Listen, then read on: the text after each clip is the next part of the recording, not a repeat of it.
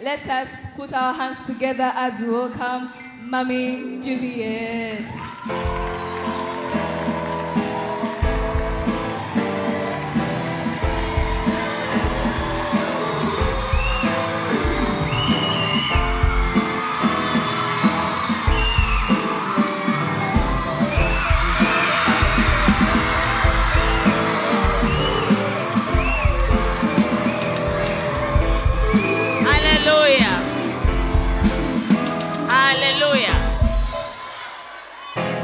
On our feet and give a mighty hand clap to the Father in heaven.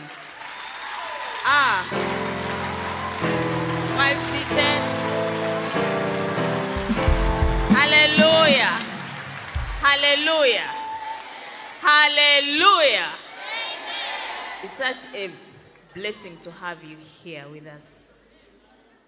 Please be seated. First of all, let me tell you, you surprised us. And do you know why? Because you responded positively when we invited you. Thank you for coming. Thank you so much for coming. Thank you for being here. I've been watching you since you came. I've seen a zeal in you for loving God. I've seen you very hungry for God. And I think this is going to push us to keep doing and doing this comes for you.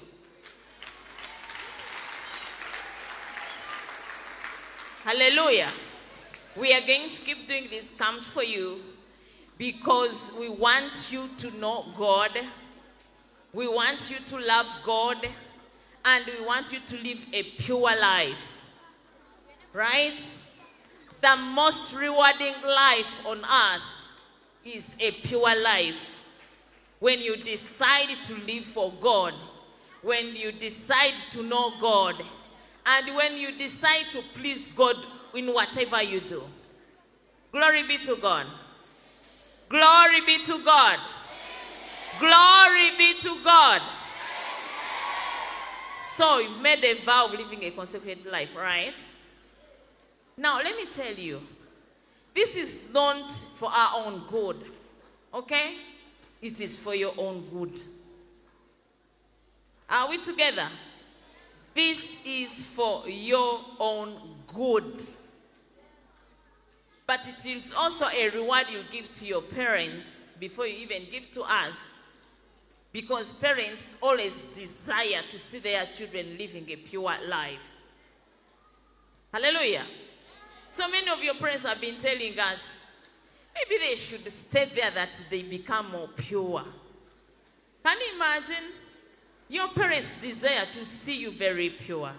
But we also yearn. That's why we go this far. Because we want to see you pure, going through this world. It is so demanding. There is a lot in this world.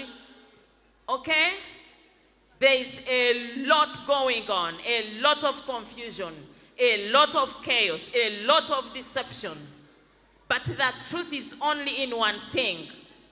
In Jesus Christ. When you decide that I'm going to live for Jesus Christ, I'm going to live a pure life, I want to please my Father in heaven at all times. Glory be to God. Even us where we are, we keep telling God, me and my husband, we tell him, we want to keep pleasing you. Okay? And that's how he even brings the idea of having you here. The Lord is very pleased that you came here. Clap for yourselves. The Lord is so pleased that you came here when we invited you. Glory be to God. Now, I just want to leave two scriptures with you.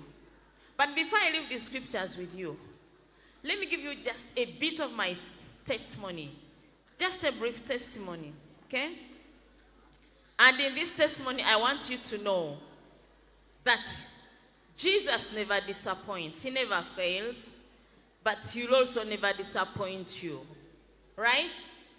When he calls you and you answer the call, and you tell him that I will serve you with all my heart, Jesus will get hold of your hand and put you in the hands of his Father, right? And they will both walk with you in your journey till the very end. But one thing you must know, they will never disappoint you. God will never disappoint you. Let me tell you, God can never disappoint you, and he will never disappoint you. When you decide to live a faithful life, when you decide to live a pure life, God answers faithfulness. Okay? When you are faithful, God will also be faithful. When you're not faithful, he'll also not be faithful, right? God will reward your faithfulness. God will reward your honesty, right? So if you've decided to live a consecrated life, I beseech you to walk right before God. All right? Walk right with him. Always seek to live right with him. I remember when I'd just gotten married, I didn't know how I would live, because I knew that to get money, you had to work, right? That's the way to go.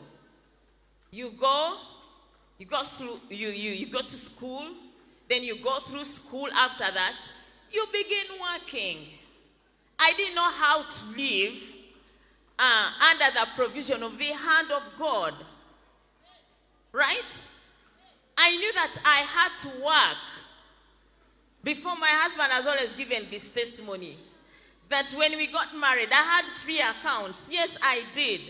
I had 3 accounts, and I always made sure that all these 3 accounts had money on them, and each account was serving particular issues. And so here I am, I got married, and now I didn't know. I could not run office and work rather than ministry. It was very tight on me. But then we talked with the Lord and my husband, so I resigned. My former boss asked why I had to go. But then I told him I was leaving. I handed in my resignation 3 months before I left. But then my immediate boss had someone who knew me and her. And he told her that if she's married to a pastor, just allow her. She has to go. So I left. Now I had to come and sit home with my husband. We had to run a ministry. And we both didn't have jobs. Right? But we trusted God. I learned trusting God through my husband. He taught me how to live without going to office and live a satisfied life. Hallelujah. But I remember I told God when I was getting married that I'm going to be a pastor's wife, but I don't know how to beg. I don't know those things. I know how to look after myself. I go to the bank, get money that I need, and do whatever I want with myself. But begging, asking for money, waiting, having bad hair, those things I don't know.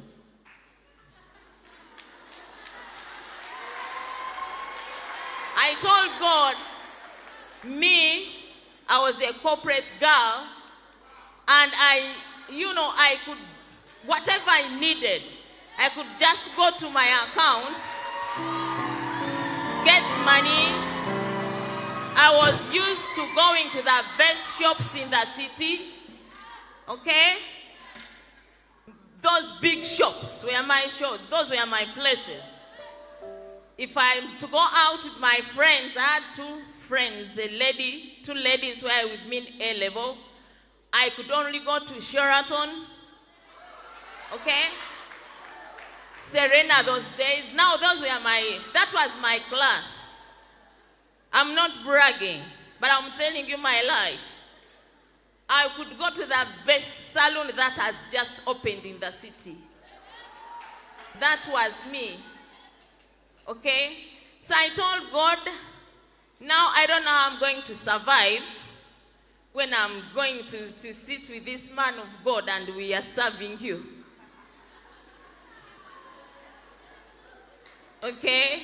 I had those people who just called me and I brought in the best attires from Europe. Please come. I was their customer. So I didn't know how to live small or funny or whatever. I didn't know. But God is being faithful. Let me tell you, God is being faithful. I was telling the ladies here, before I got married, I told God that I want my own house. That when my husband angers me, I just pack my suitcase without informing him. Go on in my house. And I told God that I'll never tell him where my house is. No, I wanted to have a separate house, a private house, and it is secretive. I'd purpose not to tell my husband. And when he annoys me, I just pack my bag, go rest there maybe for 2 weeks or 3, and come back. But every time I collected money to buy, I remember one plot I was just going to pay. Something happened. For thrice, I failed to buy the plots I wanted. And the third time the Lord told me, my daughter, don't build a house. I'm going to build a house for you. So the Lord didn't want to come into this marriage when I'm corrupted. He did not allow me to get corrupted. So I've lived with my husband. We've served God. And I've seen more. Let me tell you, I've seen more than I would have got if I was busy in the office working. Okay? All right? God is being faithful. He has looked after me. He has looked after my head. He has looked after my wardrobe. He has looked after... mention it. He has just looked after me.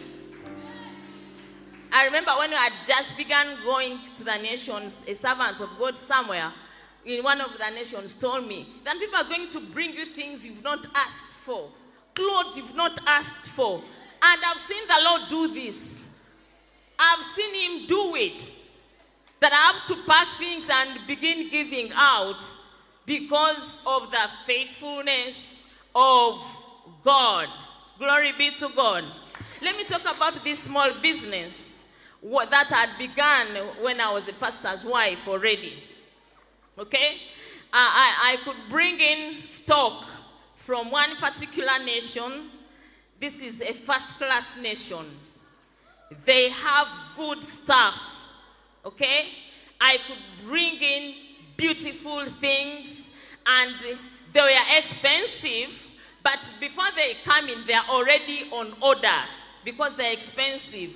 People were demanding for them. But one time I got this dream. We were seated. It was a very big it was a conference that was going on. It was big. And the people were waiting for me to speak in that conference. And the person who was our attendant at that time kept looking in the, he was checking on mommy, looking in the road. Where is she? People seated here. I can't see her. We are waiting for her to speak and to teach these people. But she's nowhere to be seen. In this dream, I saw him. He kept peeping left and right, asking where I was. Then eventually I came in with a big, huge box of the stuff that I was selling that time. Are we together? People were seated like you, very many, waiting for me. And me, I was busy with a big box now. I was sweating with a big box. So I hid it behind on a big table. Now I looked at the people and I began fidgeting. And in this dream I learned, when I woke up, the Lord told me, Juliet, stop whatever you're doing. I'm going to look after you. Okay? Leave those businesses, those small things, put them aside. And I want to assure you, the Lord has been faithful. So if any one of us is asking yourself how you're going to survive, maybe when you leave your office, what you're going to do, how you're going to go through life without work, without gambling, without, God is going to be faithful. Decide now to live for God, to live a pure life, to live a consecrated life. God is going to be faithful. God is going to fulfill his promises in your life. God is going to see you through. God is going to keep you. God is going to protect you. Hallelujah. I love you so much. God bless you. Goodbye, one.